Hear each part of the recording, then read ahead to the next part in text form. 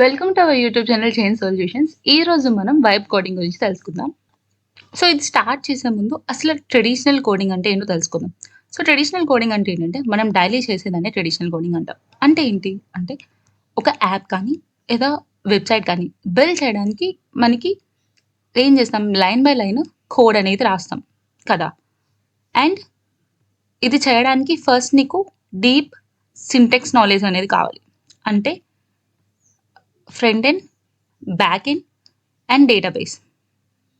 ఈ మూడు ఉంటేనే మనం ఒక యాప్ని బిల్డ్ చేయగలం. అండ్ ఈ ప్రాసెస్ ఏంటి, చాలా స్లో ప్రాసెస్. ఎందుకంటే ఆల్మోస్ట్ ఒక యాప్ చేయడానికి 1 years కానీ 2 years కానీ 3 years పట్టొచ్చు, according to the client requirement బట్టి. అండ్ వర్క్ అనేది హెవీ ఉంటుంది. దీన్నే మనం ఏమంటామంటే ట్రెడిషనల్ కోడింగ్ అంటాం. బట్ వైబ్ కోడింగ్ అంటే ఏంటంటే సింపుల్గా మనకి నాలెడ్జ్ ఏం అవసరం లేదు అండ్ కోడింగ్ కూడా అవసరం లేదు. జస్ట్ ఐడియా ఉంటే చాలు. నీ ఐడియాని ఒక ప్రాంప్ట్ అంటే టెక్స్ట్ రూపంలో ఒక ఏఐకి ఇస్తే, ఏదైనా ఏఐ టూల్కి ఇస్తే అది మనకి కోడ్ అనేది జనరేట్ చేస్తుంది అనమాట.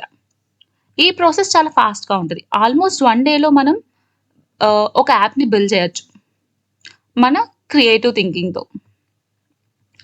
So you give the idea, AI అనేది కోడ్ అనేది జనరేట్ చేస్తుంది అనమాట. ఎగ్జాంపుల్ చూద్దాం.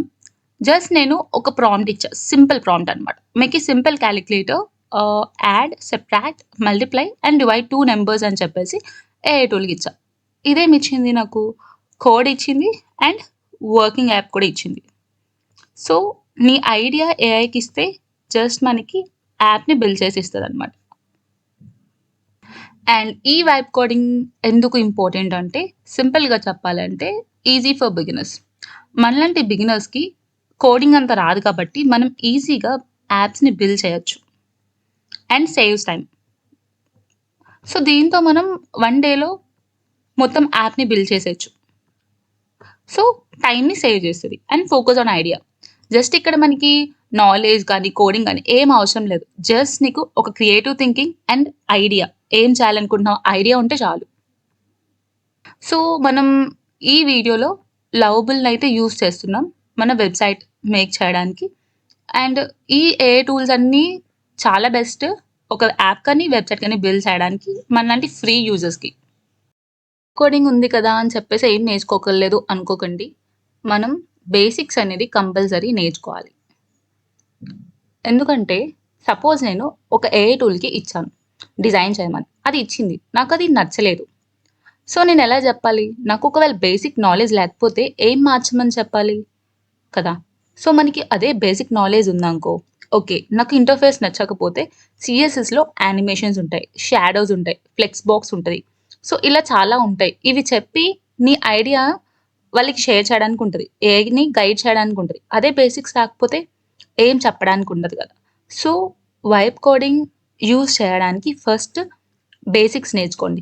Basics plus vibe coding use చేస్తే మనం అన్లిమిటెడ్ క్రియేటివిటీతో యాప్స్ని కానీ వెబ్సైట్స్ కానీ బిల్డ్ చేసుకోవచ్చు. సో లవబుల్తో వెబ్సైట్ ఎట్లా బిల్డ్ చేయాలో చూద్దాం. ఫస్ట్ నేను లవబుల్ ఓపెన్ చేసిన తర్వాత ప్రాజెక్ట్ ఆబ్జెక్టివ్ అని చెప్పేసి మ్యాటర్ ఇచ్చేసాం. అంటే నాకు ఎలా కావాలో మొత్తం డీటెయిల్గా మ్యాటర్ చెప్పేసి ఏం ఫ్యూచర్స్ కావాలి అంటే నాకు నావ్ బార్లో ఏం కావాలి, హెడర్లో ఏం కావాలి మొత్తం డీటెయిల్ ఇచ్చేసి, అండ్ యూట్యూబ్, ఇన్స్టాగ్రామ్, వాట్సాప్ ఈ 3 ఛానల్ లింక్స్ అయితే ప్రొవైడ్ చేసాం. ప్రొవైడ్ చేసిన తర్వాత నాకు అవుట్పుట్ అయితే వచ్చేసింది వెబ్సైట్.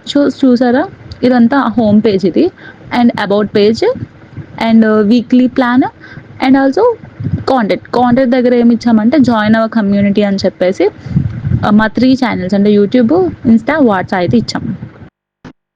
కొంచెం చేంజెస్ చేస్తే బాగుంటుంది అని చెప్పేసి అనుకున్నా. మనకి హెడర్లో జెన్ సొల్యూషన్స్ ఉంది కదా, ఆ జెన్ సొల్యూషన్ తీసేసి ఆ ప్లేస్లో నాకు లోగో యాడ్ చేయమన్నా.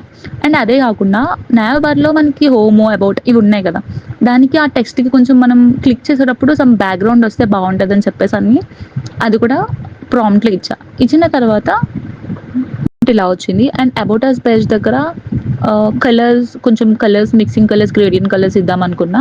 And hour vision our values ఉన్నాయి కదా, ఈ మూడింటికి ప్రతిదానికి ఒక రెక్టాంగులర్ బాక్స్ కావాలి. అండ్ ప్రతిదానికి సమ్ సిఎస్ఎస్ యాడ్ చేయి కొంచెం బెటర్ లుక్ ఉండడానికి అని చెప్పేసి అన్నా. అది ఇచ్చిన తర్వాత నాకు ఒక మెసేజ్ పాపప్ అయింది. ఏంటంటే ఫ్రీ ప్లాన్‌కి ఓన్లీ 5 చార్ట్స్ మాత్రమే ఉంటది డేకొచ్చి. సో, నాయి అయిపోయాయని చెప్పేసి నెక్స్ట్ డే స్టార్ట్ చేశాను. నెక్స్ట్ డే స్టార్ట్ చేసిన తర్వాత నాకు అవుట్‌పుట్ ఇట్లా వచ్చింది. About us page.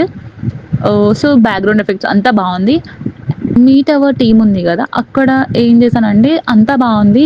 జస్ట్ ఆహ్, పేరులకి ఆ టెక్స్ట్‌కి ఒక బ్యాక్‌గ్రౌండ్స్, యానిమేషన్స్ యాడ్ చెయ్యి.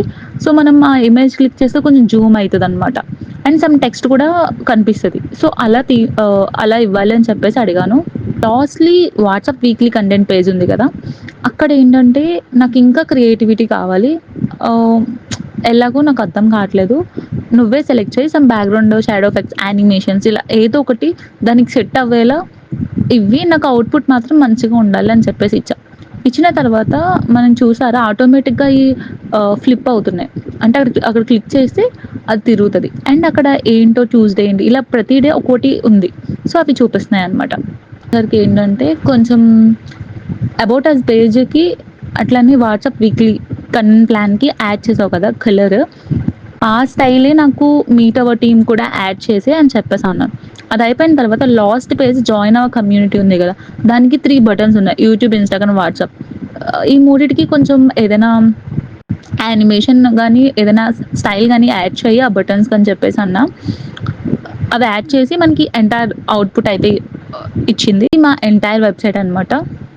అండ్ అదే గాకుండా లవబుల్‌లో ఏంటంటే మనకి మొబైల్ వ్యూ కూడా ఉంటది. ఆ పైన మొబైల్ వ్యూ అని క్లిక్ చేస్తే మనకి మొబైల్ వ్యూలో చూపిస్తుంది. అండ్ ఇంకోటేంటంటే పబ్లిష్ కూడా మనం చేయొచ్చు. మనం ఏదైతే క్రియేట్ చేసామో అది పబ్లిష్ కూడా చేయొచ్చు.